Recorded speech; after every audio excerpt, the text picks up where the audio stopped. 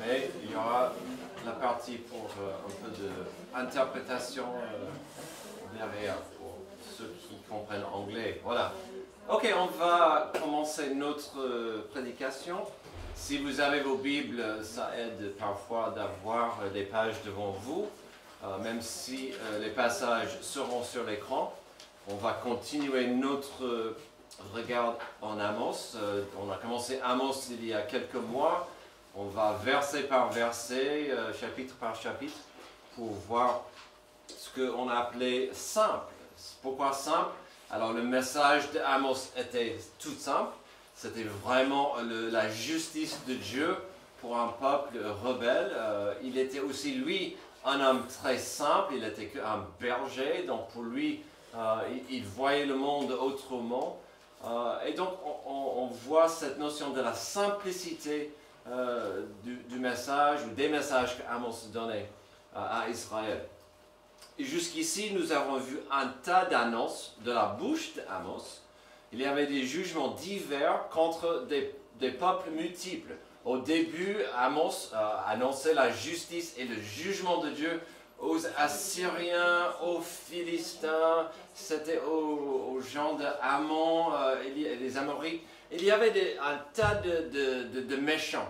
Et les gens devaient être contents avec lui parce qu'il prêchait contre des méchants de loin, et puis contre leur méchanceté. Ils étaient des gens violents, sanglants, et c'était vraiment facile de soutenir Amos parce qu'il parlait contre des choses qui se passaient de la main de ses ennemis. Même si Dieu lui a donné des paroles dures contre plusieurs gens, nous savons que la plupart de son ministère était de prononcer la justice de Dieu contre la nation d'Israël, donc les 10 tribus au nord de lui. Et donc ça, c'était plus proche à la maison quand il commençait à prêcher sur les 10 tribus du nord. Lorsque vous ouvrez le chapitre 4, la chose qu'on a fait pour la dernière fois il y a 2 semaines, on trouve Amos, si je peux oser, de mauvaise humeur. Est-ce qu'il a passé une nuit blanche? Chose que Julia ne comprend pas encore. Non, je rigole. Une nuit blanche. Ou une semaine dure, juste avant de commencer le chapitre 4. Au début du chapitre 4, on a vu. Et il a appelé une communauté de femmes des grosses vaches, avant de les juger avec un message de jugement. Et donc, c'était un peu dur de sa part de lancer cette prédication à ces femmes. Au début, voilà. Aujourd'hui, il va continuer dans cette même attitude, un peu sévère, assez négative. On verra vite que Amos n'en peut plus. Ça entre dans son langage. Sans utiliser le mot aveugle ou vision, on verra ces thèmes dans le propos de notre prophète. La vision d'Israël était plus que floue, elle était infectée, et Amos devait en parler. Alors pour vous aider à entrer dans cette atmosphère de vision, Martin, si tu peux couper la lumière, on verra une vidéo brève qui parle des problèmes de vision.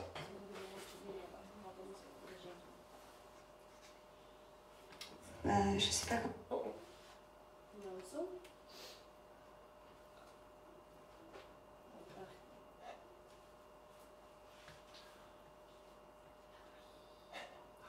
Je sais pas comment vous le dire. Ça peut pas être si grave, hein? Qu'est-ce qui se passe? Je suis myope. Bon bah, on partira pas en vacances et puis c'est tout. C'est général d'optique, pas de... Ok, merci. Elle est myope, c'est la fin du monde, on ne partira pas en vacances, bah, c'est tout. Alors vous savez que quand une pub est efficace, quand ça entre dans votre vie, et donc on cite cette femme tout le temps. Quasiment chaque semaine, on voit une facture, un besoin financier, on dit ben, on ne partirait pas en vacances, c'est tout. Donc c'était vraiment efficace, cette notion que la pauvre était myope et c'est la fin du monde pour les portefeuilles. C'est vrai que les lunettes sont chères. Lunettes. Ok, j'ai fait cette danse il y a quelques semaines avec tout le monde qui porte des lunettes. C'est correct. Il y a de plus en plus aujourd'hui qui portent des lunettes. Je me demande si ce n'est pas lié aux écrans, peut-être. Je ne sais pas. Mais c'est vrai qu'il y a de plus en plus des problèmes de vision. Sans devoir penser aux problèmes graves comme l'aveuglement, nous savons qu'il existe des soucis de vision classiques. Par exemple, il y a la myopie. Je suis myope, la pauvre, la fillette. Ça, c'est la difficulté à voir de loin. Si vous êtes myope, vous avez une mauvaise vision de loin. Votre vision de près ne pose quant à elle pas de problème. Alors, je sais bien qu'il y a des gens avec la myope dans cette église parce que parfois, qu'est-ce qui se passe? Je vois ce geste-là. On enlève pour... oui, donc, et je connais ça, c'est normal. Ensuite, l'hypermétropie. Une fatigue, oui, c'est un grand mot. Une fatigue visuelle importante, c'est l'envers de la myopie. Dans le cas de l'hypermétropie, l'œil est trop court et l'image se forme à l'arrière de la rétine. L'œil hypermétrope fait des efforts permanents pour effectuer sa mise au point.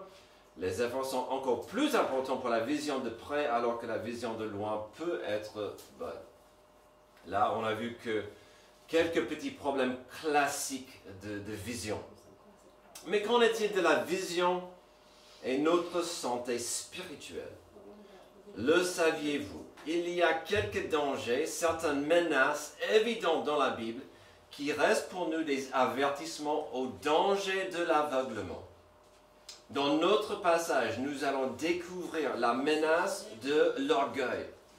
Combien cette menace peut complètement ruiner notre vision et par conséquence notre vie. L'aveuglement l'orgueil peut vite aveugler notre perspective, notre vision, et donc ça va toucher tout ce qu'on fait, les actions qu'on prenne.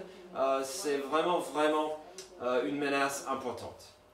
L'orgueil reste une énorme menace à la vision. D'abord, quand on est aveuglé par ses propres attitudes par rapport à Dieu. Alors j'ai dit à Dieu dans les parenthèses parce qu'on verra que ce problème d'aveuglement spirituel qui venait de l'orgueil touchait leurs attitudes spirituelles, leur culte, comment ils voyaient l'Éternel, Yahvé, mais aussi leur religion.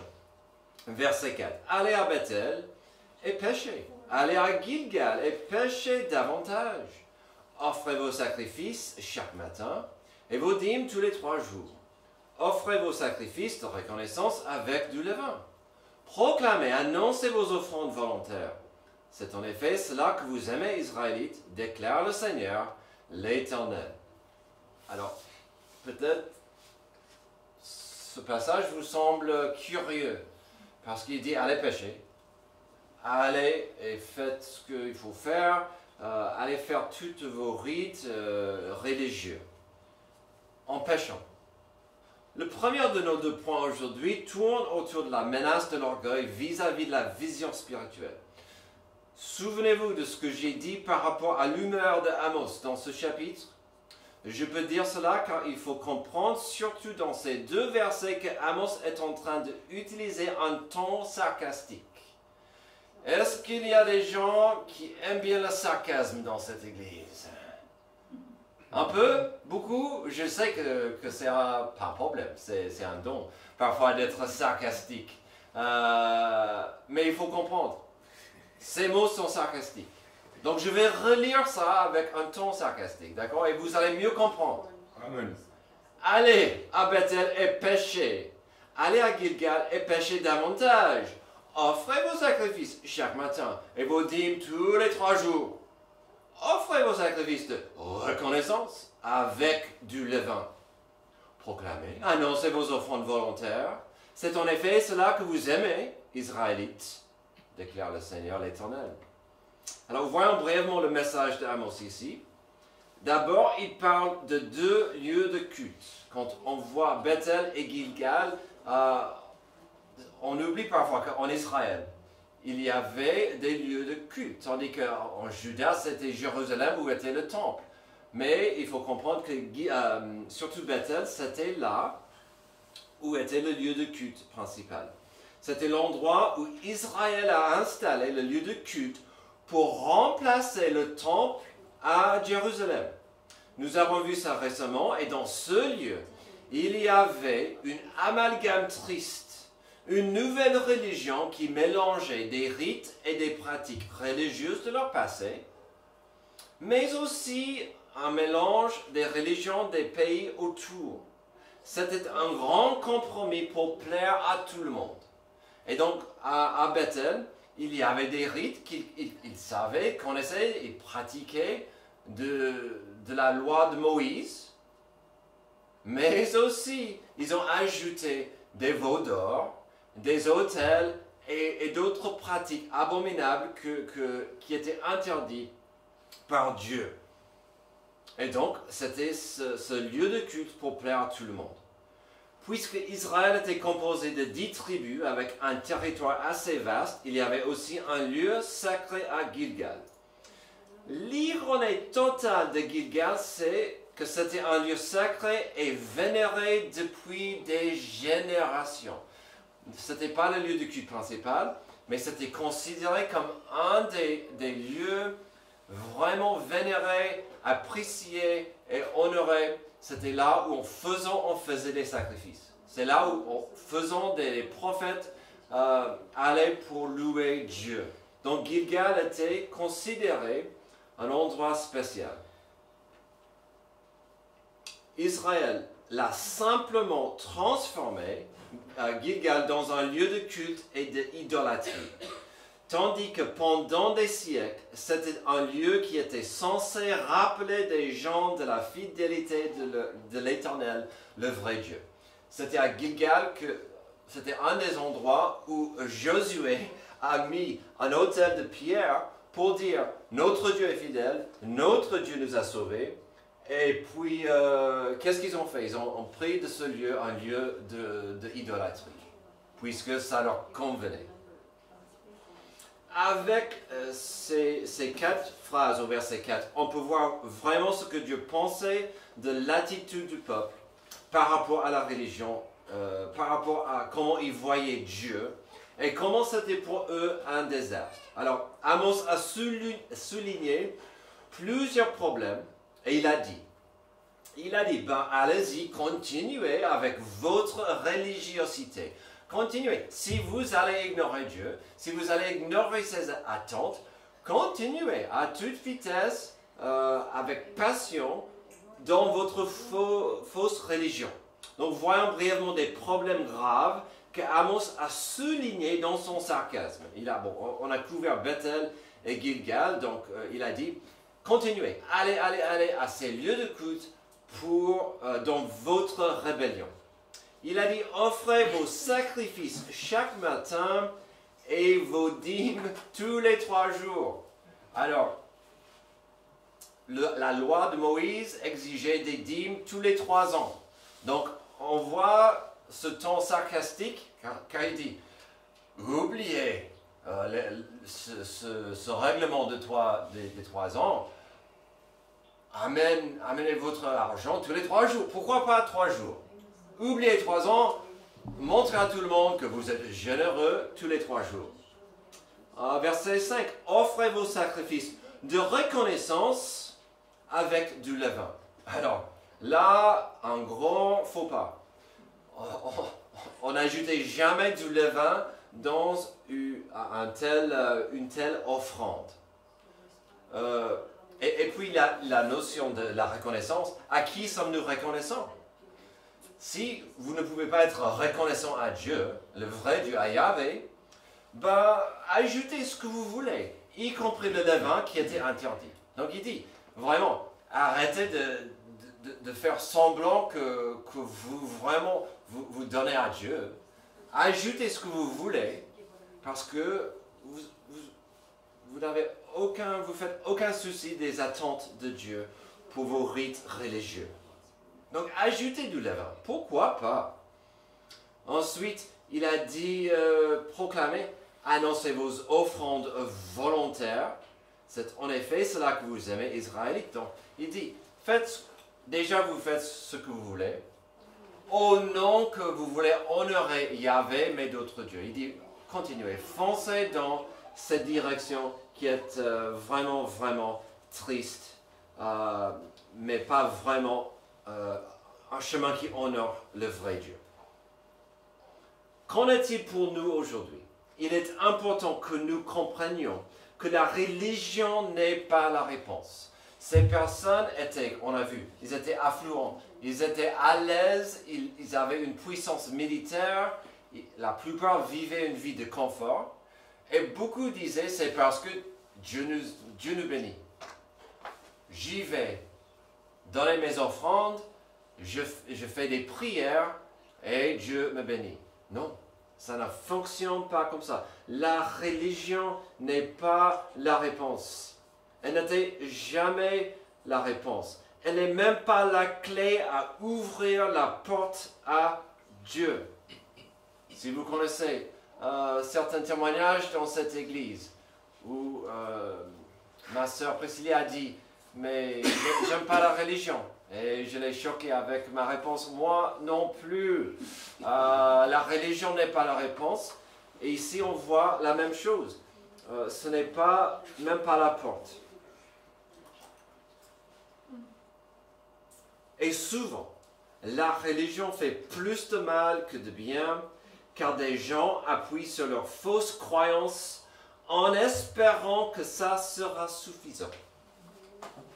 Que ça soit des rites religieux dans une cathédrale, que ça soit des rites religieux qui impliquent des sacrifices d'un agneau, en espérant que ça va couvrir mes péchés et plaire à Dieu quelque part, il n'y a pas de salut dans la religion.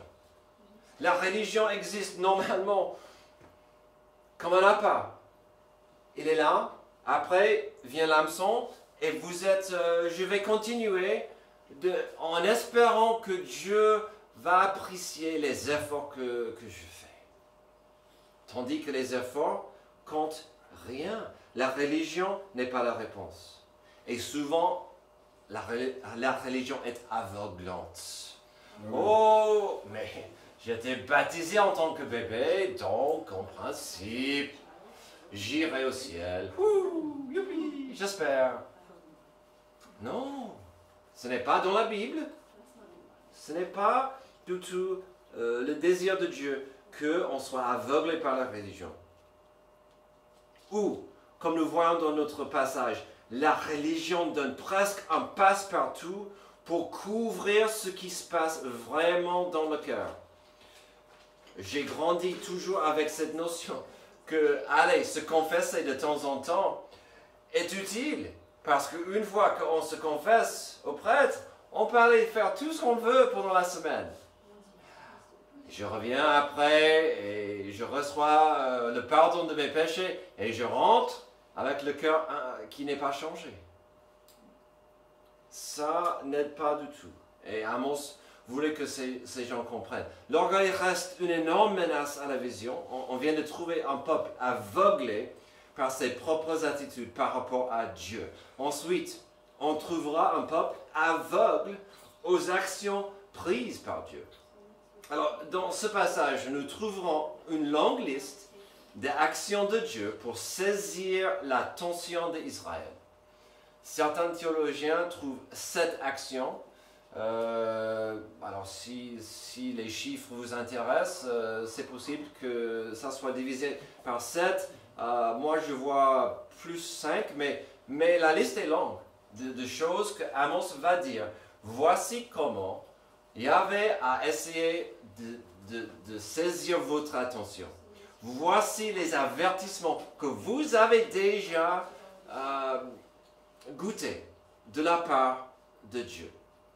Il s'agira des jugements surnaturels déjà envoyés, destinés à montrer que Dieu était à l'œuvre et qu'il voulait que son peuple lui revienne.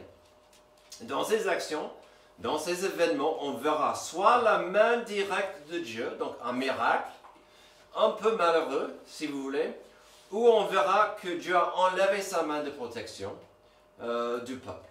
De toute façon, ce qu'il faut capter pour comprendre la liste que nous allons voir, c'est que toutes ces actions étaient les résultats directs d'un peuple qui a brisé leur alliance avec Dieu.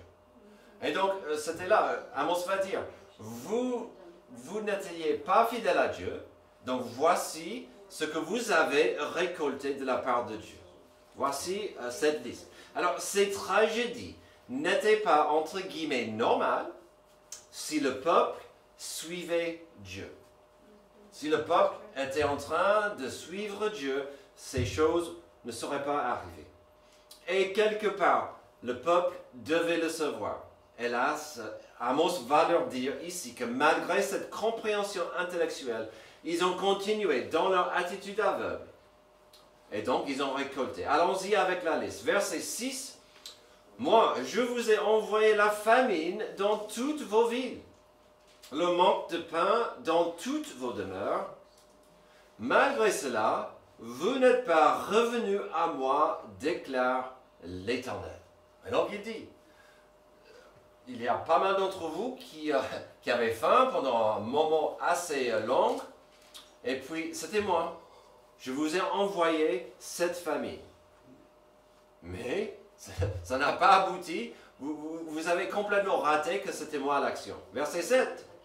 Je vous ai refusé la pluie lorsqu'il y avait encore 3 mois jusqu'à la moisson. Alors, je ne suis pas dans l'agriculture, je ne suis pas fermier, mais si la pluie ne tombe pas quelques mois avant, c'est grave. Alors, verset 7 encore, j'ai fait pleuvoir sur une ville, je n'ai pas fait pleuvoir sur une autre. Un champ a reçu la pluie et un autre qui ne l'a pas reçu, c'est déchets. Merci. 2, 3 villes sont allées vers une autre pour boire de l'eau. Elles n'ont pas apaisé leur soif. Malgré cela, vous n'êtes pas revenus à moi, déclare l'Éternel. Alors, il ne le dit pas, mais je me demande si certains champs ont reçu de la pluie, parce que ces gens étaient fidèles à Dieu. C'est possible.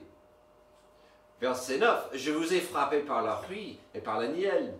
Vos nombreux jardins, vos vignes, vos figuiers, vos oliviers ont été dévorés par les sauterelles. Malgré cela, vous n'êtes pas revenus à moi, déclare l'Éternel. Et donc, on voit, si vous ne connaissez pas ces noms, ce sont des maladies des céréales, la rouille et la niel, et ces maladies sont toujours nommées ensemble dans l'Ancien Testament. Elles allaient ensemble pour toucher la récolte. Et donc, pour ceux qui avaient une récolte, après la sécheresse, j'ai dit le mot, c'était ruiné. Alors, encore, c'est Dieu à l'œuvre. Verset 10, j'ai envoyé parmi vous la peste comme en Égypte, j'ai tué vos jeunes gens par l'épée et laissé prendre vos chevaux. J'ai fait monter à vos narines l'infection de votre camp. Malgré cela, vous n'êtes pas revenus à moi, déclare l'Éternel. Et donc il dit, si vous êtes toujours aveugle, toutes ces tragédies sont arrivées, ce n'était pas par hasard, c'était ma discipline. C'était moi qui essayais de saisir votre attention. Verset 11. Je vous ai bouleversé comme lors de la catastrophe dont Dieu a frappé Sodome et Gomorrhe, et vous avez été pareil à un bout de bois arraché de l'incendie de votre camp. Malgré cela, vous n'êtes pas revenus à moi, déclare l'Éternel. Donc on voit encore des villes détruites par le feu. Verset 11, je vous ai bouleversé comme lors de la catastrophe dont Dieu... donc j'ai vu ça. Alors, ayant vu cette liste, on va vite le revoir, mais avec un regard plus dans l'application spirituelle. Parce que, oui, Dieu a fait ces choses. Donc, Sébastien, il faut revenir, s'il te plaît, je ne l'ai pas mis. Quand on va revoir les versets 7 à 11 brièvement, pour voir des applications spirituelles, parce qu'il y en a beaucoup, beaucoup. Verset 6, « Moi je vous ai envoyé la famine dans toutes vos villes, le manque de pain dans toutes vos demeures. Malgré cela, vous n'êtes pas revenus à moi. » La notion de la famine, de ne pas avoir quelque chose à manger. Il ne faut jamais oublier le pain, le vrai pain de vie, c'est Jésus-Christ. Et les gens voulaient ignorer Dieu, voulaient du pain, mais ils mourraient à cause de leur désobéissance, à cause de leur rébellion. Nous, on a la Bible, on a la parole, on a le pain de la vie. Il n'y a pas de raison qu'aujourd'hui, on souffre avec la faim. Et puis, verset 7, c'est incroyablement puissant. Je vous ai refusé la pluie lorsqu'il y avait encore 3 mois jusqu'à la moisson. J'ai fait pleuvoir sur une ville, je n'ai pas fait pleuvoir sur une autre. Un champ a reçu la pluie, un autre qui ne l'a pas reçu s'est desséché. 2, 3 villes sont allées vers une autre pour boire de l'eau. Et c'est cette phrase qui m'a frappé. Et elles n'ont pas apaisé leur soif. Ils sont allés loin parce qu'ils avaient soif.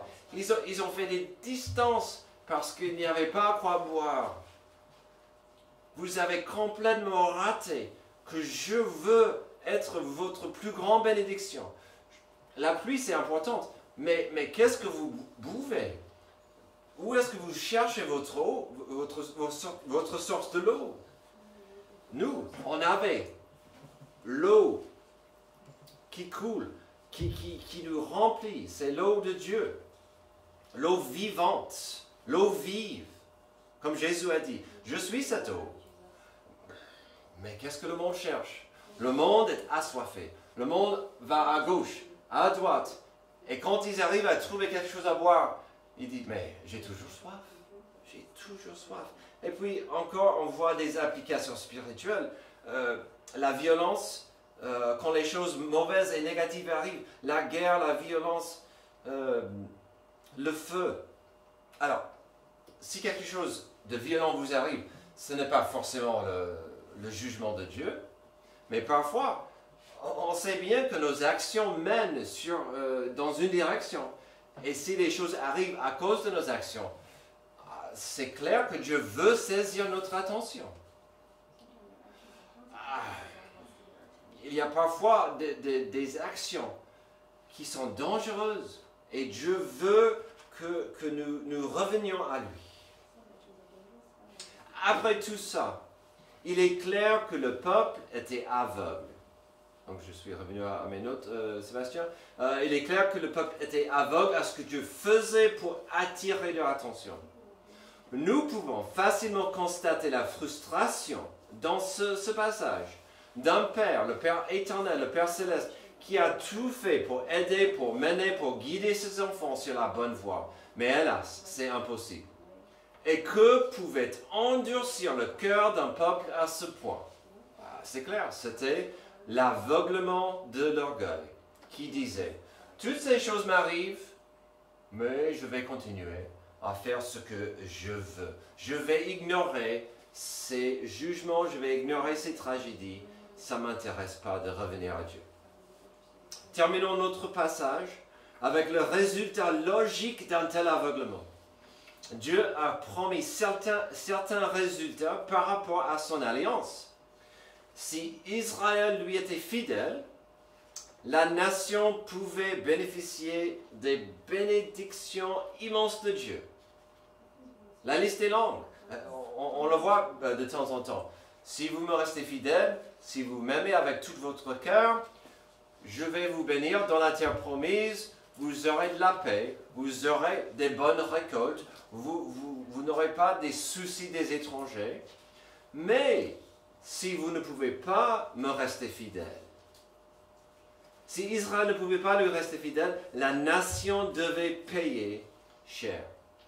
Alors, si la nation devait payer cher, voici la suite. Voici le paiement. Verset 12. C'est pourquoi je te traiterai de la même manière, Israël, et puisque je te traiterai de la même manière, prépare-toi à rencontrer ton Dieu, Israël. Alors, quelle phrase puissante qu'on peut trouver dans les livres, dans les films, dans les histoires. Prépare-toi à rencontrer ton Créateur. Est-ce que vous l'avez vu dans les films, dans les livres, dans les bandes dessinées? On a utilisé cette phrase pour montrer une grande confrontation entre deux personnes. Et souvent, ça fait peur. Prépare-toi à rencontrer ton Créateur. Donc, Hollywood a un peu pris cette phrase. D'accord, c'était comme ça. Mais cette phrase vient de la Bible et c'était vraiment Amos qui a dit, en fait, ça devrait faire peur. De rencontrer ton Dieu. Quelle phrase puissante que nous avons ici. Alors, est-ce que Dieu ici est en train de dire que la rencontre à venir sera sa punition et la justice terrible? Ou est-ce que dans cette phrase, il y a une suggestion d'une rencontre de miséricorde? Une dernière chance, une dernière opportunité de se repentir. Certains voient dans cette phrase une dernière chance. Voici votre dernière chance. Il me semble que Dieu est en train de dire qu'après tous ces jugements destinés à saisir l'attention d'un peuple, avec leur vision floue, Dieu venait en personne pour terminer et clôturer l'affaire. Moi, je ne vois pas beaucoup de miséricorde dans cette phrase. Il vient d'expliquer qu'après un tas de messages envoyés en vain, Israël n'allait pas comprendre sans la justice puissante et personnelle de Dieu lui-même. Dieu allait s'en prendre à eux. C'est ça cette phrase. Je viens, je vais régler cette compte. Là, mes amis, ça fait peur. Si j'ai raison, et Dieu ici n'est plus intéressé à la miséricorde ou la gentillesse, ça veut dire qu'il réclame plutôt un entretien de justice. Et qui veut un entretien de justice avec Dieu? Ça se présente mal. Le chapitre se termine tout de même avec cette notion. Voyons la dernière proclamation liée à la présence terrible de Dieu dans cette formule. Car il termine avec un rappel de la puissance de Dieu, verset 13. En effet, c'est lui qui a formé les montagnes et créé le vent, lui qui fait connaître à l'homme ses pensées, qui change l'aurore en ténèbres et qui marche sur les hauteurs de la terre. Son nom est l'Éternel, le Dieu de l'univers. C'est un rappel, pas juste de sa puissance, mais de qui il est.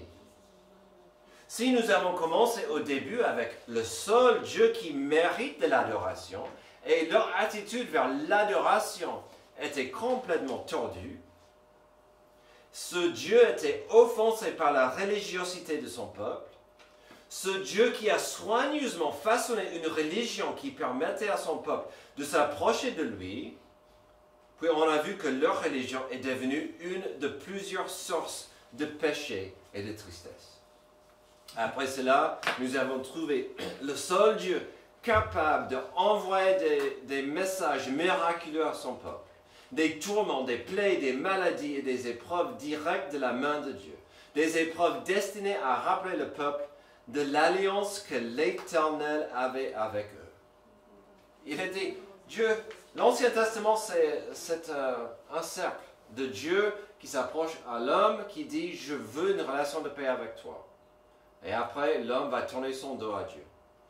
Ici, au verset 13, on termine avec un dernier rappel de combien l'Éternel est grand, puissant et majestueux.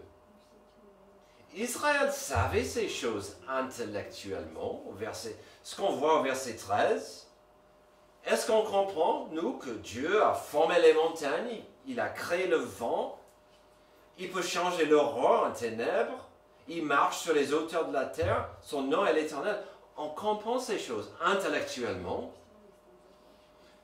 Israël comprenait ces choses intellectuellement. Oui, on a cette belle histoire de ce grand Dieu.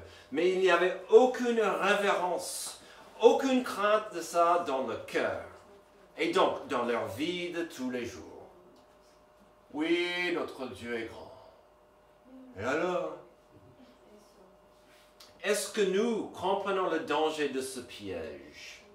D'avoir une compréhension intellectuelle de Dieu, sans que ça s'infiltre dans nos actions. Est-ce que le monde comprend la menace de ce danger? Oh, si Dieu existe, oh, on verra. Ce n'est pas l'attitude qu'il faut avoir. Est-ce que l'Église se rend compte de combien il est facile de se trouver sur cette pente glissante? Oh oui, j'aime Dieu. J'irai à l'église quand ça me convient. J'ouvre ma Bible quand je peux la trouver.